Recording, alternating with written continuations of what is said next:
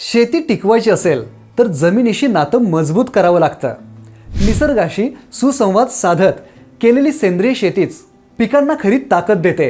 उत्पादन, दर्जा आणि नफा या तिन्हींची किल्ली एकाच सेंद्रिय खतात असेल तर ते म्हणजे मासळी खत. चला तर मग सेंद्रिय खतांच्या या सिरीजमध्ये पाहूयात मासळी खताबद्दल माहिती.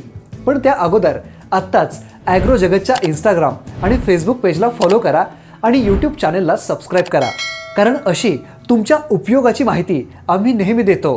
पिकांना आतून ताकद देणारे, जमिनीत जीव जगवणारे आणि फुलोऱ्यापासून फळधारणेपर्यंत ठोस परिणाम देणारे हे सेंद्रिय खत पोषण म्हणजे शेतकऱ्यांचा विश्वास.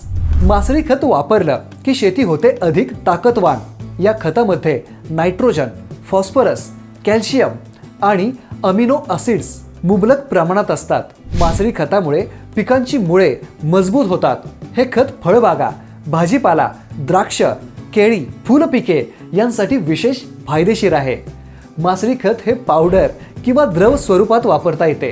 पेरणीनंतर किंवा फुलोऱ्याच्या अवस्थेत मातीमध्ये किंवा फवारणीद्वारे वापर केल्यास उत्तम परिणाम मिळतो. आणि जेव्हा तुम्ही ॲग्रो जगत ॲपसोबत येता तेव्हा शेती बनते अधिक नफा देणारी आणि नैसर्गिक. म्हणूनच आजच तुमच्या मोबाईलमध्ये ॲग्रो जगत ॲप इन्स्टॉल करा.